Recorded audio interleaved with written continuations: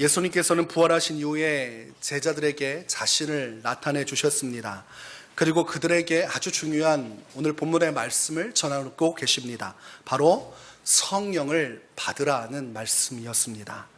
성령을 받는 것이 아주 중요하기 때문에 예수님께서 숨을 내쉬면서 아주 강하게 그들에게 말씀하고 계십니다. 사도행전 1장 4절과 5절에서도 말씀을 합니다. 사도와 함께 모이사 그들에게 분부하여 이르시되 예루살렘을 떠나지 말고 내게서 들은 바 아버지께서 약속하신 것을 기다리라. 요한은 물로 세례를 베풀었느냐 너희는 몇 날이 못되어 성령으로 세례를 받으리라 하셨느니라. 예수님께서 무엇을 기다리라고 말씀하시는 겁니까? 성령을 기다리라고 말씀하시는 겁니다. 함께 모여서 기도의 자리를 지키고 그 안에서 성령을 기다리면 약속하신 성령께서 너에게 임할 것을 주님께서 말씀하고 계십니다. 이 제자들, 성도들이 마음이 온전히 합하여져서 그때부터 모여서 기도하기 시작했습니다. 모여서 기도했더니 사도행전 2장에 보니까 성령께서 그 약속대로 임하시는 사건이 벌어집니다. 사도행전 2장 2절과 3절에서 기록하고 있습니다. 호련히 하늘로부터 급하고 강한 바람 같은 소리가 있어 그들이 앉은 온 집에 가득하며 마치 불의 혀처럼 갈라지는 것들이 그들에게 보여 각 사람 위에 하나씩 임하여 있더니라고 말씀합니다. 성령께서 호련히 갑자기 나타나셨고 그 집을 강하게 채우셨습니다. 급하고 강한 바람 같은 소리와 함께 정말로 성령께서 눈에 보이는 불길로 그 집안 전체를 다 채우셨어요. 그러더니 그 불길이 흩어져서 각 사람 머리 위에 임하여지는 사건이 사도행전에 이루어졌습니다. 성령께서 아주 특별하게 불같은 성령으로 임하셨습니다. 그래서 여러분들 과거 부흥의 시대 한참 많이 우리가 부흥하면서 또 부흥회도 하고 기도회를 하면서 성령을 표현할 때 불과 같은 성령 이런 표현을 많이 들었을 것입니다. 어떤 분들은 성령의 불방망이 맞으라고 해서 불방망이는 안 때리고 주먹으로 자꾸 때려가지고 은혜 받고 나면 막 몸이 멍들고 막 그랬습니다. 그 성령의 불에 대한 개념이 사도행전 2장의 말씀이에요. 불과 같이 나타나신 그 성령의 초대교회 임하신 사건을 통해서 우리 기독교, 우리 성도들은 성령을 이해할 때 불같은 성령 이렇게 이해를 하고 있습니다. 불의 혀처럼 갈라진 성령의 역사가 각 사람에게 임한 것은 굉장히 독특하고도 그리고 특별한 사건일 수밖에 없습니다. 과거 구약시대의 말씀을 보면 성령의 임재가 그렇게 흔한 일이 아니었습니다. 지나가다가 하나님 부른다고 해서 성령이 오시거나 성령을 받고 싶다고 해서 아무나 받을 수 있는 것이 아니었어요. 하나님께서 선별하신 왕 또는 제사장, 선지자들처럼 하나님의 감동이 필요하고 하나님의 사명을 감당해야 되는 특별한 존재들에게만 성령이 제한적으로 임하셨습니다. 이것을 전제로 이해할 때 오늘 사도행전 2장의 말씀이 감동으로 다가오게 됩니다. 하나님께서 제한적으로 성령을 주시던 것을 그 제한을 풀어버린 겁니다. 그래서 누구라도 예수님을 구주로 믿고 간구하는 모든 성도에게 한량없이 성령을 부어주시기로 약속하신 바를 이룬 사건이 오순절 성령의 강림 사건입니다. 그러니까 예수 안에서 구원의 문도 열렸지만 또한 무슨 문이 열렸습니까? 성령께서 역사하시는 그 문도 열린 겁니다. 그러니까 우리가 말세를 살아가면서 마지막 때를 살아가는 긴장감도 있지만 또한 더불어 은혜도 있는 것입니다. 누구라도 예수 믿고 구원받을 수 있는 길이 열렸고 누구라도 예수 안에서 하나님의 성령의 은혜를 받을 수 있는 축복의 길이 열렸습니다. 그래서 하나님께서는 직분을 가리지 않고 국적을 가리지 않고 성별을 가리지 않고 예수 안에서 모든 이에게 성령을 부어주신 사건이 일어났습니다. 이들이 성령의 충만함을 받게 되니까 그때부터 성경 말씀을 보니 이들이 방언을 하기 시작했습니다. 사도행전 2장 4절에서 그들이 다 성령의 충만함을 받고 성령이 말하게 하심을 따라 다른 언어들로 말하기를 시작하니라. 여기서 표현하고 있는 다른 언어가 방언이에요. 우리나라 이 단어의 개념으로 이해하면 사투리와 같지만 이 방언은 다른 여러 가지 나라의 말들, 언어들을 하는 것을 말합니다. 어떤 선교사님 한 분이 해외 사역을 하다가 기도회를 인도했는데 독특한 한국말이 들리는 거예요. 자세히 들어보니까 성령 주이소, 성령 주 있어 이러는 거예요. 현지인하고 예배를 하고 있는데 이게 무슨 소리입니까? 봤더니 한국 방언을 받은 사람이 있는 거예요. 성령 주 있어. 성령 주 있어. 그 나라 사람들은 모르지만 이 선교사님은 알아듣는 거죠. 그래서 방언 중에는 영어로 하는 방언도 있고 또 중국어로 하는 방언도 있습니다. 그래서 각 나라의 말과 방언을 통해서 말하기도 하고 또한 영적인 비밀을 말하는 하나님만이 알아들을 수 있는 언어의 영적인 방언도 있습니다. 저는 그래서 신학생 때 영어 방언 받기를 바랬습니다. 공부 하나 안 하고 그냥 방언 한번 받아가지고 끝내려고 했습니다. 토익 토플 다 그냥 그걸로 끝내려고 했는데 하나님께서 주시지 않았어요. 그런데 어떤 분들은 외국분인데 정말로 한국 방언을 받아서 한국에 들어와서 찬양 사역하는 분이 있으세요. 그래서 여러 가지 것들을 보면 하나님은 참 놀랍게도 역사하신다. 그리고 소소하지만 하나님께서 역사하시는 것들을 보다 보면 참 재밌다는 생각도 하게 됩니다. 이 방언은 하나만 할 수 있는 것은 아닙니다. 방언을 한 사람이 여러 가지를 할 수도 있습니다. 고린도전서 14장 18절에 내가 너희 모든 사람보다 방언을 더 말함으로 하나님께 감사하노라. 이 방언도 하고 저 방언도 하고 여러 가지 방언을 하는 모습이 나옵니다. 이 영적인 언어, 이 방언을 통해서 하나님께 나아가게 되면 주변 사람은 무슨 말인지 알아들을 수 없습니다. 그래서 초신자가 왔을 때는 방언을 하지 말라고 사도 바울이 가르치고 있습니다. 제가 여러분하고 같이 예배 시간에 여러분 기도합시다 했는데 여러분들이 랄랄랄라 하기 시작하면 처음 온 사람이 충격을 받겠죠. 그리고 미쳤다 할 겁니다. 그리고 다시는 교회 안 나올 거예요. 그래서 초신자 앞에서는 할 수 없고 예배 중에 대표 기도를 할 수 없지만 이 방언은 내 개인의 기도 시간에 하나님을 더 깊이 만날 수 있는 은혜를 주고자 주신 성령의 은사 중에 한 가지입니다. 왜냐하면 내 이성으로 하는 기도는 한계가 있고 또 하고 나면 지칠 때가 있지만 방언은 내가 무슨 말인지 내 마음속에 이성적으로 이 단어가 맺히진 않지만 무슨 말인지 모르지만 어쨌든 끊김이 없이 계속 기도할 수 있습니다. 운전하면서 기도할 수 있고 설거지하면서 기도할 수 있고 또 간단한 일들을 하면서도 기도할 수 있습니다. 그러니까 쉬지 말고 기도하라는 주의 말씀을 이루기 위해 유익한 것이 이 방언입니다. 그런데 이제 방언 중에서 공동체를 유익하게 하는 방언을 해석할 필요가 있을 때 방언 통변의 은사를 받은 사람이 옆에서 통변을 하게 되어 있습니다. 그래서 초대교회 시대에는 방언을 하게 되면 방언 통변하는 사람이 옆에 있었고 또 예언을 하게 되면 한 사람한테 예언을 맡기지 않고 예언할 수 있는 사람 다수를 세워놓고 차례대로 예언을 하게 했습니다.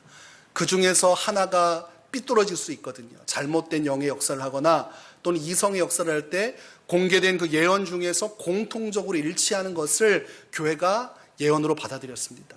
그래서 원활하게 은사 사역이 일어난 그 시작점이 오늘 오순절 성령의 강림 사건입니다. 그래서 방언을 막 하기 시작하니까 그 당시에 있던 사람들이 당황을 하게 됐습니다. 저 먼 타지에서 온 사람들이 자신의 언어로 이 그리스도인들이 하나님의 비밀한 일들을 말하기 시작하니까 당황한 겁니다. 알아들은 사람은 충격을 받았고 못 알아들은 사람은 성경을 보니까 저들이 술에 취했다 이렇게 비웃었습니다. 무슨 말인지 모르니까 언어가 아닌 것이죠.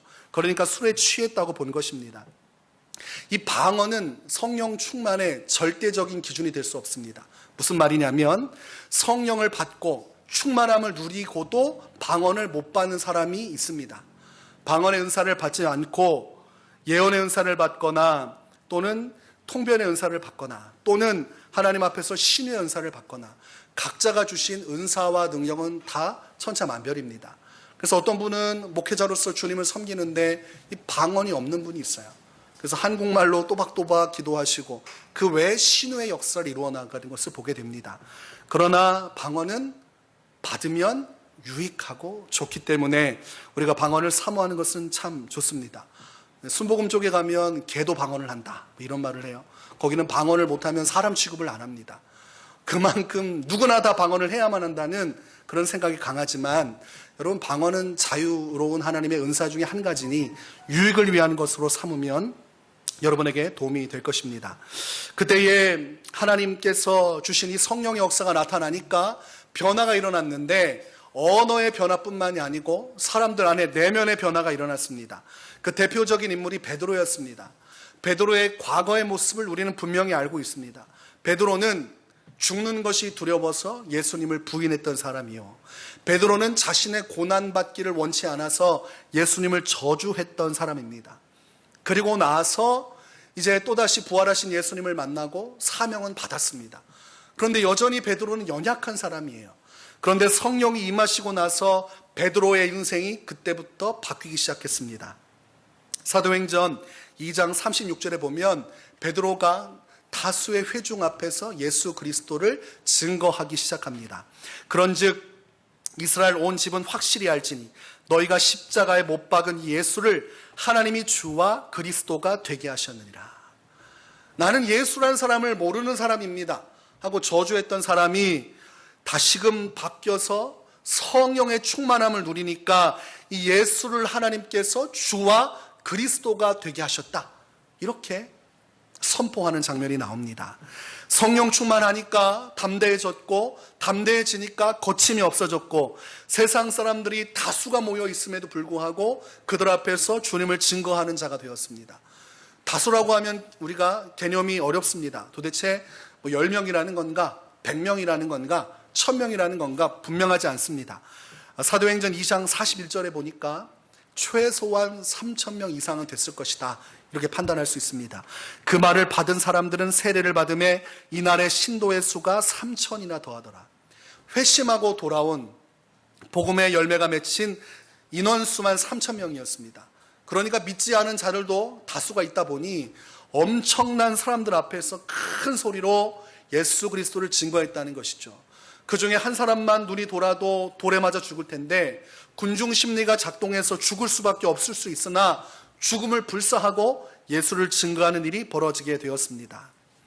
또한 스데반 집사님의 경우를 볼 수가 있지요. 스데반은 사도행전 6장 10절에 보니까 스데반이 지혜와 성령으로 말함을 그들이 능히 당하지 못하여. 성령 충만한 자를 7명을 세웠습니다. 그 사람들에게 집사라는 직분을 줬습니다. 여러분, 집사 직분의 기본이 성령 충만입니다. 기준점을 낮게 보시면 안 돼요. 교회 나오면 집사 받는 게 아니에요. 성령 충만한 사람, 공동체에서 예수 믿는 자 중에 거르고 걸러서 성령 충만하여서 하나님의 교회에 사도가 했던 직분의 일을, 구제와 봉사를 감당할 수 있는 사람을 꾸려 세운 것이 집사입니다. 그 중에 한 명이 스데반 집사님이었습니다. 성령이 충만하니까 하나님께서 그 입술에 지혜의 말을 주었어요. 그러니까 담대한 것뿐만이 아니라 영적인 지혜가 오니까 본인이 가지고 있던 복음에 대한 이해를 구약시대부터 해서 신약에 이르기까지 성경 전체의 흐름을 관통하는 그 내용 속에서 담대하게 전합니다. 그러니까 역사적인 사건과 유대인들이 알고 있는 인물들을 통해서 예수 그리스도를 이야기하니까 누구도 말로써 스데반을 당할 수가 없었다고 되어 있습니다. 그리고 그가 그렇게 복음을 증거하던 중에 죽을 수밖에 없는 위기가 왔습니다. 실제 순교의 위협이 왔고 순교하게 됩니다. 그때 성경 말씀을 보니까 그가 성령 충만했다고 되어 있어요. 사도행전 7장 55절과 56절에 스데반이 성령 충만하여 하늘을 우러러 주목하여 하나님의 영광과 및 예수께서 하나님 우편에 서신 것을 보고 말하되 보라, 하늘이 열리고 인자가 하나님 우편에 서신 것을 보노라. 성령이 충만해서 영적인 눈이 열렸습니다. 그러니까 하늘의 천상의 모습이 보였는데 하나님의 형상, 그 보좌가 보이고 부활하셔서 하나님 보좌 우편에 계신 예수 그리스도가 보였습니다. 그것을 실제로 성령의 감동으로, 마치 요한계시록을 기록한 사도 요한이 성령의 감동으로 보았던 것처럼 스데반 집사님의 두 영적인 눈이 열려서 하늘의 권세가 보였습니다. 그리고 예수 그리스도를 바라보면서 그 안에서 잠들게 되는, 순교하게 되는 마지막을 맞이하게 됩니다. 마지막까지 성령이 충만하니 그의 역사, 사역의 역사도 강력했고 하늘의 영광도 보게 되었고 그리고 그 안에서 순교의 사명도 감당할 수 있었습니다. 완벽하게 스데반의 인생의 모든 것이 하나님께 드려졌다는 것을 알 수 있습니다. 흠이 없는, 정말 하나님께서 받으실 만한 향기로운 제물로 자신의 삶을 불꽃처럼 드렸습니다. 요한복음 16장 8절에 보면 예수님께서 성령에 대해서 직접 언급을 하십니다. 그때 말씀하시기를 그가 와서 죄에 대하여, 의에 대하여, 심판에 대하여 세상을 책망하시리라. 성령께서 인격을 가지고 계시고 지각을 가지고 계신 하나님임을 말씀하는 겁니다. 그저 하나님의 능력 정도로 끝나는 것이 아니라 제3위의 하나님으로서, 하나님의 인격으로서 나타나셔서 자신의 인격과 생각을 가지고 성도들을 가르치시고 이 의가 무엇이고 죄가 무엇이고 심판이 무엇인지 친히 분별하도록 이끄시는 분이 성령이시다, 이렇게 말하고 있습니다. 그러니까 성령에 대해서 우리가 이해를 바로 해야죠. 그래서 우리가 성령의 사역을 하는 사람은 성령님이라고 표현을 하면서 특별하게 더 신경을 씁니다. 왜냐하면 성령 이렇게 표현하면 마치 하나님의 능력 정도로만 치부하는 것 같으니 성령님 이렇게 표현을 하죠. 물론 성령이라고 해도 됩니다. 성경에서 성령이라고 표현했기 때문입니다. 그러나 중요한 것은 이분이 인격을 가지신 하나님이다, 이것을 이해하는 게 필요해요. 그래서 예수님은 성령에 대해서 보혜사 이렇게 표현했습니다. 보혜사가 무슨 뜻인지 아십니까? 보혜사, 그분께서 우리를 은혜를 베푸시는 분인데 우리를 진리로 이끌어 가시는 은혜와 보호하심을 나타내신 분이라는 거예요. 그래서 성령을 상담자라고도 하고 또한 스승님이라고도 합니다. 우리의 모든 아픔을 짊어지시고 가르치시고 지도하시고 도우셔서 예수 그리스도의 말씀을 통해서 우리가 천국에 이르기까지 옆에서 돕는 역할을 하는 분이 성령이세요. 그러니까 연약한 우리가 홀로 세상에서 믿음을 감당할 수 없으므로 예수님이 영원토록 우리와 함께 할 수 없잖아요. 육신에서 죽고 부활하셔서 사명을 끝나고 올라가셨기 때문에 그 다음 주자로서 성도와 교회를 보호하시고 이끄실 분이 필요한 거였습니다. 그래서 이 땅에 내려오신 분이 성령, 보혜사, 우리를 보호하고 은혜로 이끄시는 분임을 예수님은 말씀하셨습니다. 그래서 요한복음에 보면 13장과 14장과 15절 내용 속에 성령에 대한 이야기가 많아요. 내가 너희를 떠나가는 것이 유익하니라. 내가 너희를 떠나가지 아니하면 보혜사 성령께서 너에게 오시지 않는다. 예수님이 떠나가셔야 성령이 이 땅에 오신다고 예수님 말씀하셨습니다. 그것이 너에게 유익하다고 말씀하셨어요. 예수님은 육신을 가지고 있기 때문에 한 장소, 한 지역에 머무시면 다른 장소에 가실 수가 없어요. 그곳에 묶여 있는 겁니다. 순간이동해서 떠나지 않으세요. 그러나 성령은 영이시기 때문에 육신을 입지 않습니다. 동시다발적으로 전 세계 모든 민족과 함께 할 수 있고 모든 사람들의 머릿속에 임하실 수 있는 거예요. 오늘 이 오순절 사건 속에 성령이 오시자마자 흩어져가지고 각 사람 머리 위에 임하셨잖아요.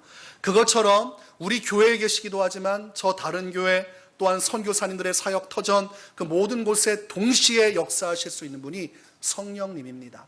그러니까 광범위하게 하나님의 도우심과 인도하심으로 각 성도를 지키실 수 있는 또 다른 보혜사가 되시는 분이 성령이라는 것이죠. 예수님께서 왜 성령을 강조하셨냐면 예수님의 공생의 삶을 우리가 말씀을 통해 지켜보면 성령과 함께 있던 사역이었습니다. 성령 없이 예수님 단독으로 한 게 없었다는 얘기예요. 예수님께서 광야에서 시험을 받을 때도 성령께서 이끌어 가사 시험을 받으셨습니다. 그리고 그분이 세례를 받을 때도 하늘에서 성령의 비둘기같이 내리셨습니다. 그리고 가는 곳마다 성령의 능력으로 하나님의 역사를 이루어 가셨습니다. 사도행전 10장 38절에 이렇게 말씀합니다. 하나님이 나사렛 예수에게 성령과 능력을 기름 붓듯 하셨으며, 여러분 기름 붓듯 아시죠? 참기름을 부으면 쫙 하고 내려오듯이 하나님의 성령이 예수 그리스도의 머리 위에 쏟아 부어졌다는 거예요. 그가 두루 다니시며 선한 일을 행하시고 마귀에게 눌린 모든 사람을 고치셨으니 이는 하나님이 함께 하셨습니다. 하나님께서 성령을 예수님께 한량없이 부어주시니까 육신을 가지신 예수님이 그 육신의 한계를 극복하고 성령의 능력으로 병자들을 치유하고 죽은 자들을 살리고 귀신들을 쫓아내셨다는 거예요.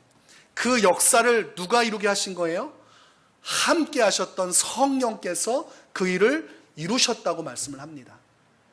그래서 예수님께서 구원자가 되시는 것은 분명하지만 그분의 사역이 완전케 된 그 이면에는 성령의 동행과 성령의 역사가 있었기 때문이라는 거예요.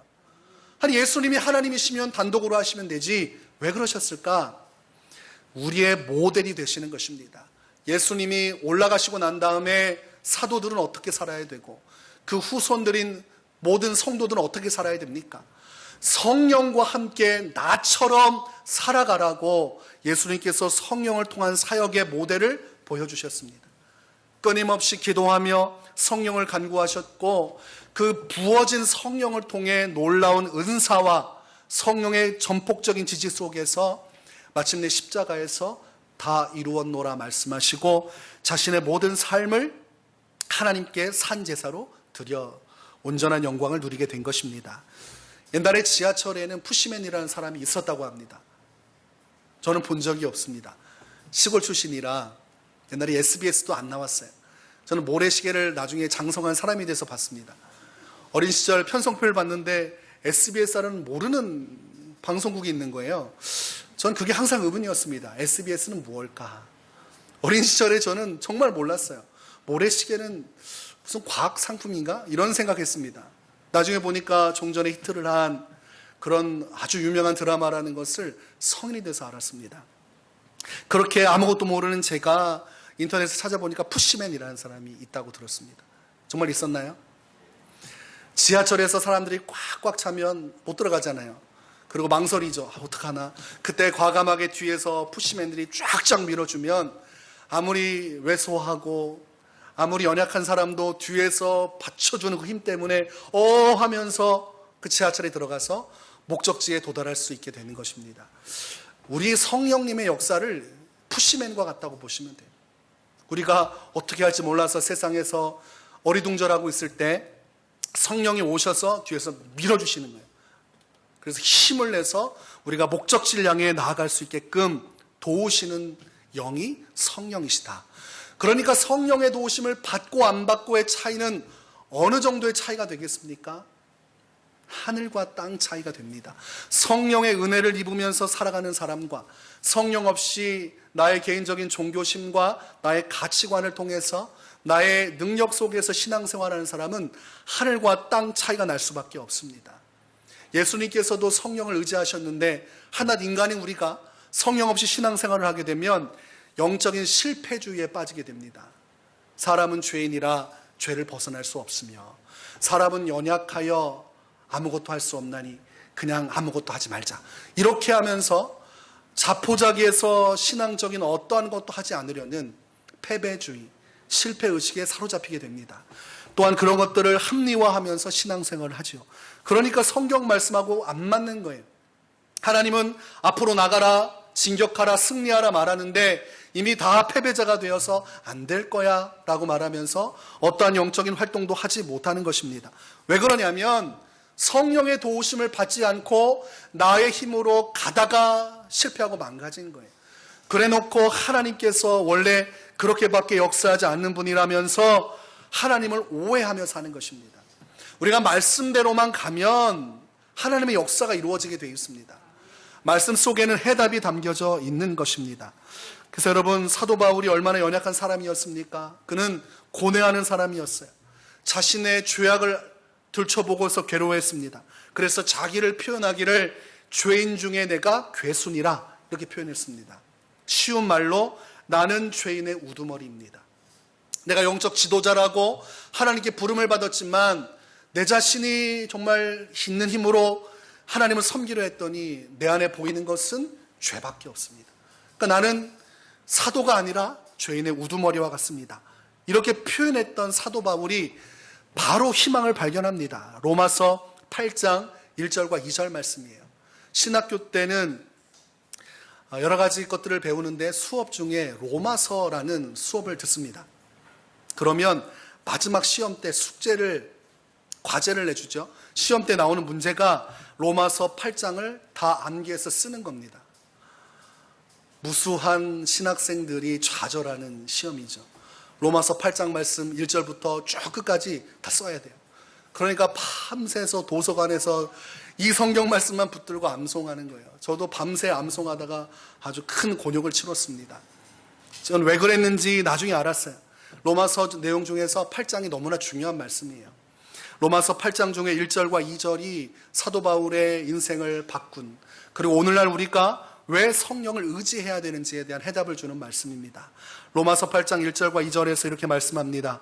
그러므로 이제 그리스도 예수 안에 있는 자에게는 결코 정죄함이 없나니 이는 그리스도 예수 안에 있는 생명의 성령의 법이 죄와 사망의 법에서 너를 해방하였습니다. 나는 나의 죄성과 나의 연약함을 극복하지 못하는 죄인이지만 성령께서 내게 충만히 임하시면, 성령의 법칙이 나를 다스리시면 나는 내 육체와 내 죄의 욕망을 이겨나가 하나님의 뜻을 성취하는 거룩한 성도로 살아갈 수 있노라고 사도 바울이 고백하는 겁니다. 내 힘으로는 죄를 이길 능력이 없고 죄에 자꾸 넘어지지만 성령을 붙들면 승리할 수 있다는 것이죠. 생명의 성령의 법, 이렇게 되어 있습니다. 우리 육신은 죽어 썩어지는 곳으로 가고 죄를 지어 멸망하는 곳으로 끌고 들어가지만 영적인 신비, 우리에게 주신 보혜사가 되시는 성령을 의지하여서 그분의 은혜를 입으면 죄와 사망의 법을 이기고 마침내 승리하게 된다는 거예요. 성령 충만 받으면 죄를 이길 수 있습니다. 나중에 성령께서 임하신 사람은 마지막 날 그 안에 있는 성령의 역사를 통해서 부활에 참여하게 됩니다. 생명의 부활에 참여하게 되는 것이죠. 그래서 성도에게 가장 중요한 건 성령 받는 것, 성령 충만을 누리는 것입니다. 일회적인 사건은 성령 받는다, 이렇게 표현을 하고 반복적인 사건은 성령 충만이라고 얘기해요. 오순절 그 초대교회에 임하신 성령께서 내리신 사건이 있습니다. 성령을 충만히 받았어요. 그리고 끝입니까? 성도는 계속해서 성령의 공급을 받아야 돼요. 우리가 차에다가 주유를 하지 않습니까? 그러고 나면 열심히 차가 움직이면 어떻게 돼요? 기름이 졸졸졸졸 떨어집니다. 그러면 다시금 기름을 넣어야 가지 않습니까? 성령도 마찬가지예요. 성령은 소멸하는 불이라고 되어 있습니다.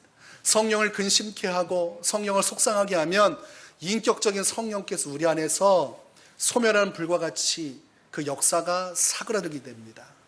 영적인 은혜가 사그라들어요. 성령의 충만함 속에 담대했던 자가 하나님 앞에 범죄하고 자꾸 이제 세상 쪽에서 흔들리거나 또는 고된 일 속에 하다 보면 다시금 또 여러 가지 것들이 연약함이 드러나요.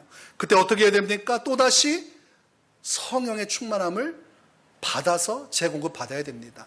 그래서 우리는 일평생 성령의 충만함을 계속해서 공급받아야 됩니다.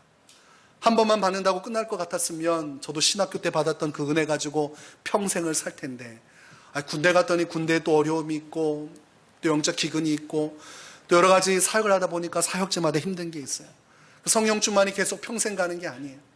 그래서 우리는 끊임없이 계속해서 성령을 간구하며 살아가야 하는 인생 속에 놓여져 있습니다. 그러니까 성령을 한 번만 받으면 됩니까? 충만함을 계속 공급받아야 됩니다. 그러니 우리에게 있어서 성령에 대한 인식이 없으면 한 번 성령 충만, 은사 한 번 받고 나서 성령을 저기 내 인생의 끝자락에 두는 사람이 있어요. 더 이상 성령을 의지하지도 않고 성령의 필요성도 모르고 어쩌다가 집회 가가지고 은혜 받은 그 하나 가지고 추억만 가지고 있는데 어느 날 어떤 사람은 방언 받았는데 하도 기도 안 하고 신앙생활 안 해서 방언도 못하는 사람이 있습니다. 여기에 그런 분은 없으시죠? 은혜 받는 그 상황에 놓여가지고 어쩌다 보니까 회중 속에 들어가가지고 막 은혜 받았어요. 회개도 하고 막 인생이 바뀌고 그래서 은사도 뭔가 나왔는데 그 다음부터 기도 한마디 하고 살다가 어떻게 방언해야 되는지 이걸 길을 못 찾는 사람들이 있습니다. 물론 나중에 또 성령 충만 받으면 다시 회복은 되지만 참 어렵죠.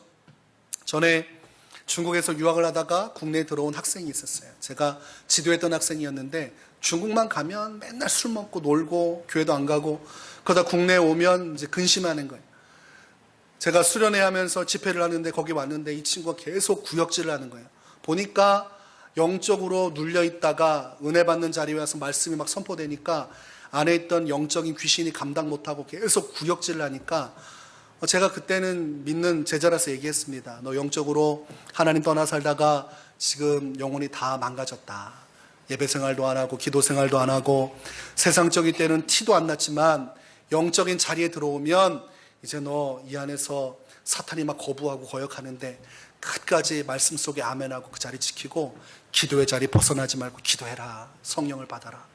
그 자리에서 열심히 회개하고 이 친구가 성령을 간구한 거예요. 다 끝나고 나니까 이 친구가 회복이 됐어요. 얼굴이 천사와 같이 환하게 빛나면서 저 지금 다 괜찮아졌어요. 마음의 평안도 있고, 그러면서 중국 가면 가자마자 제가 교회를 선정해서 목사님께 보내겠습니다. 정말 중국에 가자마자 카톡이 계속 오더라고요. 어디 교회, 어디 거리인데 오늘 예배 갔다 왔습니다. 오늘 예배 갔다가 거기 등록하고 왔습니다. 제가 교회 안에 머무르며 지도를 받으라고 했어요. 교회 밖에 나가면 네 신앙 가지고는 못 버틴다. 교회 안에 들어가서 목사님의 지도를 받고 계속해서 성령의 은혜를 공급받아라. 알겠습니다. 우리의 신앙도 똑같은 거예요. 우리가 성령의 은혜 없이 산다고 하지만 성령의 은혜 없이는 살 수가 없습니다. 성령의 역사가 사그라들고 내 육신이 나 자신을 지배하기 시작하면 어둠의 권세가 여러분 안에 역사하기 시작합니다. 예수를 믿어도 영적인 시험은 계속되는 거예요. 그게 영적인 원리입니다. 여러분, 성령 충만을 받으시기 바랍니다. 성령 충만을 받으면 영적인 변화가 일어나는데 천국과 지옥에 대한 확신이 들어옵니다. 이론으로만 듣던 그 말씀이 성령께서 확신을 주셔서 천국과 지옥이 존재한다는 확신을 갖게 돼요. 그러니 인생살이가 바뀌죠. 왜냐하면 내가 죽는 것이 끝이 아니라 죽음 이후에 스데반 집사가 보았던 하나님의 영광과 같이 천국과 지옥이 내 안에 확실하니 하나님의 말씀을 벗어던지고 살 수가 없는 것입니다. 야고보서 4장 14절에 이렇게 말합니다. 내일 일을 너희가 알지 못하는 도다. 너희 생명이 무엇이냐? 너희는 잠깐 보이다가 없어지는 안개니라. 베드로후서 3장 12절 13절에서 말씀합니다. 하나님의 날이 임하기를 바라보고 간절히 사모하라. 그날에 하늘이 불에 타서 풀어지고 물질이 뜨거운 불에 녹아지려니와 우리는 그의 약속대로 의가 있는 곳인 새 하늘과 새 땅을 바라보도다. 성령에 충만하면 영적인 눈이 열리는데 오늘 야고보서 말씀처럼 우리의 인생이 잠깐 보이다가 사라지는 안개와 같은 허망함을 깨닫게 됩니다. 허망한 인생. 솔로몬이 말한 헛되고 헛된 것이 무엇인지를 깨닫는 영적인 지각이 생겨요. 그리고 마지막 날 이 땅의 모든 것들이 풀어질 때 하늘도 땅도 그 체질이 녹아진다고 되어 있어요. 여러분이 딛고 있는 이 땅은 영원하지 않습니다. 예수님이 오시는 날이 되면 성경의 약속대로 이 땅의 모든 것은 그 근원조차 찾을 수 없도록 다 하나님께서 불에 녹여버리신다고 되어 있습니다. 다 녹아버리고 사라지고 하나님께서 주시는 새 하늘과 새 땅이 펼쳐지면서 새 예루살렘 성 천국의 문이 열립니다. 그것을 확신하며 사는 것이 성령 충만을 받으면 그 영원함에 대해서 소망을 가지게 되죠. 그래서 에베소서 5장 16절 말씀처럼 세월을 아끼라 때가 악하니라. 악한 시대 속에서 내 삶을 지키며 군더더기 없이 죄악에 빠지며 헤매지 않고 하나님을 향해 살아야지. 그러면서 목적지 천국을 향해 뛰어가는 사람이 되는 것입니다. 성령 충만을 받으면 영적인 사람이 돼서 영적인 상황을 이해하게 돼요. 무엇이냐면 이 세상이 사람들의 모임과 집단과 역사로 이루어진 것뿐만이 아니라 이 세상에는 영적인 세계가 존재하고 사탄이 역사하는 어둠의 권세가 역사하는 세상 속에 내가 살아가고 있음을 깨닫게 됩니다. 영적인 눈이 열려진다는 것은 천국과 지옥을 확신하는 것뿐만이 아니라 이 땅에서 역사하는 어둠의 권세까지도 인식하며 살아가는 것을 말합니다. 성령 충만하면 어둠의 권세를 직시하게 되고 어둠의 권세와 대적하는 삶을 살게 됩니다. 야고보서 4장 7절과 8절 말씀에 그런즉 너희는 하나님께 복종할지어다. 마귀를 대적하라. 그리하면 너희를 피하리라. 하나님을 가까이 하라. 그리하면 너희를 가까이 하시리라. 죄인들아 손을 깨끗이 하라. 두 마음을 품은 자들아 마음을 성결하게 하라. 우리가 신앙생활하면서 어둠의 권세를 인정하지 않는 사람들이 있어요. 또한 영적 전쟁을 알면서도 대비하지 않는 사람들이 있습니다. 그러나 성령에 충만하게 되면 가만히 있을 수 없어요. 영적인 민감함이 올라가서 어둠의 권세가 어떻게 역사하는지 보고 영적으로 대적하고 영적 전쟁을 시작하게 되어 있습니다. 성령 충만할 때 이것이 가능해요. 영이 잠들어버리고 영이 죽어버리면 마귀의 존재를 인식하지 못하고 살아갑니다. 세상 사람들하고 똑같이 눈에 보여지는 육신의 것만을 보고 살아요. 그래서 육신의 정욕에 사로잡히고 이생의 자랑에 사로잡힌다고 되어 있어요. 돈의 권력에 붙들려서 돈의 노예로 살아간다고 되어 있습니다. 그러나 성령의 충만하면 영적인 눈이 열려서 어둠의 권세와 대적하는 영적인 삶을 위해 나가게 되어 있습니다. 사도 바울이 길을 걷다가 지나가는데 여종 하나가 달려와서 계속 괴롭힙니다. 지극히 높은 하나님의 종으로서 구원의 길을 너에게 전한다고 옆에서 이 귀신 들린 여종이 계속 떠들어대는 거예요. 듣기 좋은 말이죠. 귀신 들렸는데 그 사람이 계속 사도 바울을 높이는 거예요. 하나님의 말씀을 전하는 사람입니다. 그런데 사도 바울은 귀찮았어요. 그래서 예수 이름으로 명하노니 사탄아 떠나가라 했더니 이 귀신이 이 여종을 내팽개치고 도망가 버렸습니다. 사도 바울도 예수님을 알지 못하고 성령의 역사를 알지 못하던 자였으나 예수님을 만나고 성령을 체험하고 하나님의 능력을 받고 나서 이 어둠의 권세의 존재를 인식하고 그와 대적해서 아무것도 아닌 것처럼 귀신을 쫓아내는 것을 보게 됩니다. 성령 충만하면 이 영적인 세력에 대해 담대하게 대적하면서 승리하는 삶을 살게 되는 것입니다. 여러분, 성령 충만하면 여러분의 자의식의 변화가 일어납니다. 예수 믿고도 자살하는 사람은 성령을 못 받은 사람입니다. 성령의 은혜를 못 입은 사람이에요. 나 자신의 가치를 깨닫게 하신 분이 성령이에요. 성령이 들어오시면 내 인생의 소중함을 느끼게 돼요. 내가 앞으로 살아갈 인생에 대해서 소중함을 느끼고 내가 누구를 위해 살아가야 되는지 영적인 지각이 열립니다. 하나님을 위해 살아가야지. 이 마음을 성령께서 계속 불어넣어 주셔요. 나 자신을 단장하게 돼요. 귀신에 붙들리면 머리가 엉클어지고 씻지 않고 냄새나고 집안에다가 온갖 것 다 주워가지고 집안에 완전 성을 만들어놔요. 여러분 TV 보시면 매체에서 이상한 사람들 나오잖아요. 지나가다가 쓰레기들 다 주워가지고 집에다 쌓아놓는 사람들. 그 귀신의 역사입니다. 더러운 영의 역사라고 되어 있어요. 더러운 짓을 해요. 씻지 않고 냄새가 나고. 그러나 성령이 들어가시면, 성령의 충만함을 받으면 일단 표정이 환해지고 깨끗함을 추구하게 되어 있습니다. 더러운 분들은 회개하시기 바랍니다. 성령의 충만함을 받으면 그렇게 막 지저분하게 자신을 방치할 수가 없어요. 자신을 막 그렇게 하지 않아요. 가꾸고 사랑하게 되어 있어요. 그래서 여러분들 자신을 가꾸는 거 비난할 게 없습니다. 성령 충만 받고 은혜 받으면 내 인생을 아기자기하게 아주 재밌게 주님 앞에서 살아가며 인생을 살아갑니다. 그래서 나의 영혼을 위한 것이 아니라 궁극적으로 하나님의 영광을 위한 것을 위해 나갈 때 나의 영혼도 살아나는 것이.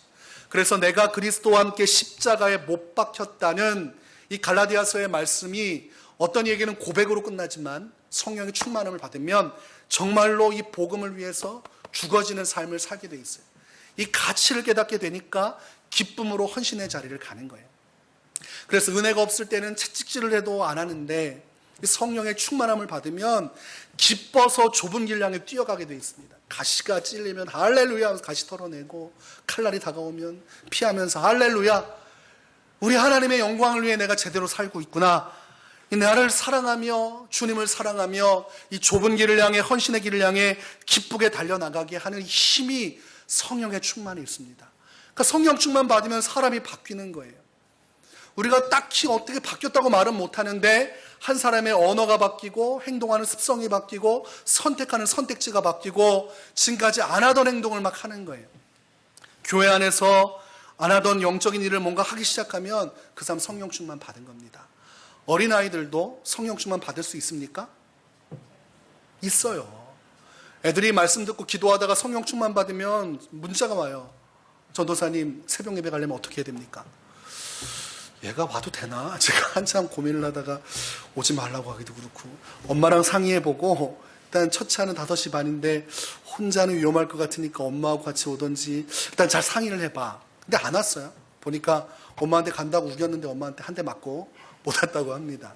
그러니까 그 아이가 뭔가 바뀐 거죠. 와가지고 쪼르륵 와서 막 물어봐요. 성경에 대해서. 바뀐 거예요.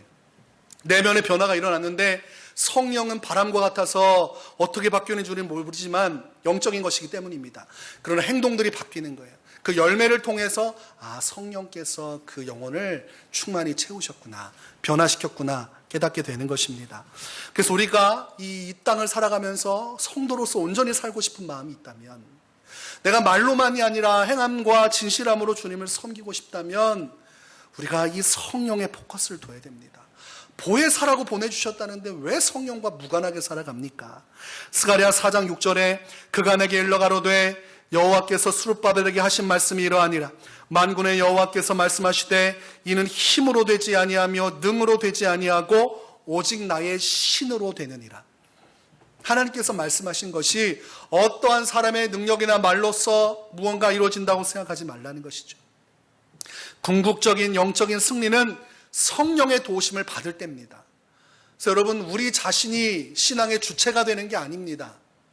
신앙의 주체가 되는 게 아니라 성령께서 내 안에 충만히 임하셔서 성령이 나를 끌고 들어가시고 나를 밀어주셔서 내가 말씀에 결단하고 순종하는 내 자유의지와 함께 내가 결단해야죠. 내가 싫다고 거부하면 안 되죠. 마음을 열고 성령을 의지해서 말씀에 순종하며 나갈 때 내 옅은 이 발걸음을 성령께서 보폭을 넓혀주시고 다리에 힘을 주시고 내가 말씀 하나를 선택하며 순종할 때 힘을 내서 그 말씀을 이룰 수 있는 능력을 주시는 분이 성령이다 이것입니다. 그러니까 성령과 함께 가지 않는 인생은 영적인 열매를 맺을 수가 없습니다. 성령의 9가지 열매가 없지요. 성령의 은사도 없죠. 그 은사도 활용 못하죠. 영적인 열매도 없죠. 그러니까 마음은 지옥과 같고 삶은 행복하지 않고 교회 와서 쓴 말씀 들으면 기분 나쁘고 힘들어 죽겠는데 왜 저런 말씀만 하실까? 계속해서 인생이 마이너스로 떨어져 나가는 것입니다. 그러나 성령 충만하면 세임 얻고 말씀이 선포되어지면 그것을 약으로 먹습니다. 아무리 듣기 싫어도 그 말씀을 받아 먹으면 내가 사는 것이기 때문에 아멘하고 받고 회개하고 고쳐서 바른 길을 가서 생명으로 다다르는 것입니다. 성령을 아무에게나 주는 것이 아니에요. 예수 믿고 간청하는 자에게 주시는 겁니다. 주시려면 주시고 아니면 저는 그냥 혼자 신앙생활 하겠습니다. 그런 자세 가지고는 성령을 받지 못합니다. 지금까지 성령의 역사를 간구했던 사람 중에 건성으로 기도해서 받은 사람 한 명도 못 봤습니다. 간절해야 돼요. 진심이 있어야 됩니다. 야고보서 4장 5절에 성령에 대한 하나님의 인식을 이렇게 기록합니다. 세 번역으로 하나님께서는 우리 안에 살게 하신 그 영을 질투하실 정도로 그리워하신다 라는 성경 말씀은 여러분은 헛된 것으로 생각합니까? 무슨 말이냐면 우리에게 성령을 주셨는데 이 성령의 흔해 빠지는 그냥 바가지에 담아서 부어주는 정도가 아니라 하나님께서 우리에게 주신 성령을 얼마나 그리워하고 마치 우리를 질투하듯이 아주 소중히 여기신다는 거예요.